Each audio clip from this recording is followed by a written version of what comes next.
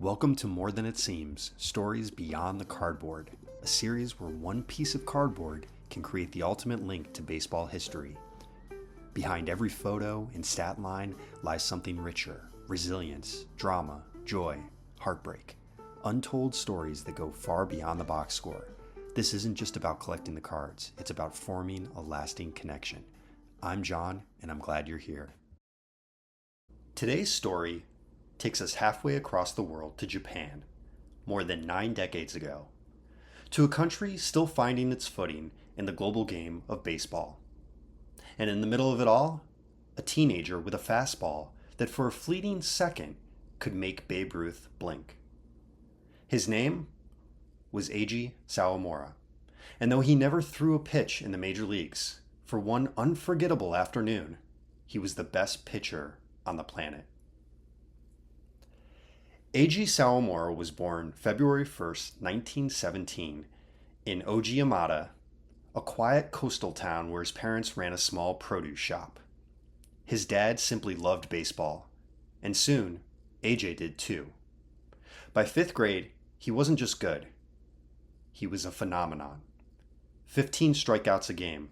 He once fanned 23 batters in a single high school outing, and later struck out 36 in a 16-inning tie. Imagine being that good, that young, and that humble. The legend started right there. A shy kid with a wicked arm and no idea how far it would take him. That all changed in November of 1934. A traveling team of American baseball icons had just arrived in Japan. Their roster read like Cooperstown roll call: Babe Ruth, Lou Gehrig, Jimmie Foxx, Charlie Gehringer. They called themselves the All-Americans.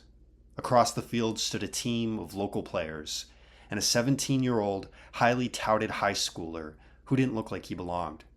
But then he started pitching. His fastball popped like a gunshot, mid-90s heat that left even Ruth late on his swing. Strike one, strike two, strike three. Babe Ruth walked back to the dugout shaking his head. Next came Gehrig, then Fox, then Gehringer. All 4 future Hall of Famers struck out by a teenager from Ogiyamata. While the Americans won the game 1-0 on a Lou Gehrig home run, the real story was the kid who made them all look human. And in that fleeting moment, Japan believed baseball wasn't just an American game anymore. It was a shared sport firmly embedded in the Asian culture. Following a string of games, Connie Mack, the legendary Philadelphia Athletics manager, offered Sawamura a minor league contract. He could have been the first Japanese player to cross the Pacific. But Sawamura said no. He didn't want to chase fame. He wanted to grow the game at home. That single choice, quiet, patriotic, and perhaps a bit stubborn, would define his life. In 1936, professional baseball was born in Japan. Sawamura joined the Tokyo Kyojin, the team we now know as the Yomiuri Giants, and immediately became their ace. He went 21-8, struck out 313 batters, and threw Japan's first no-hitter that fall. Then he threw 2 more in 1937, both against the Osaka Tigers. He wasn't just dominating hitters, he was helping a nation fall in love with the game of baseball. In every windup, every pitch, there was pride, there was discipline, and there was hope. He became a symbol of what Japan could achieve. But the game couldn't protect him from what came next.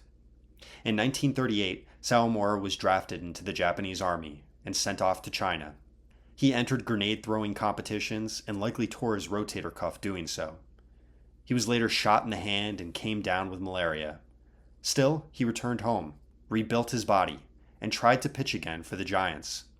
But the arm that once humbled Babe Ruth was no longer the same. He was called back into service in 1941, released when his shoulder gave out in 1943, and drafted one final time in 1944.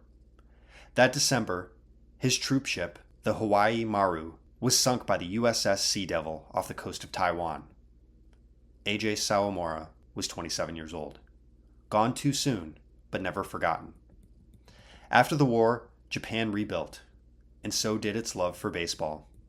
In 1947, The Giants retired his number 14, the first retired number in Japanese baseball.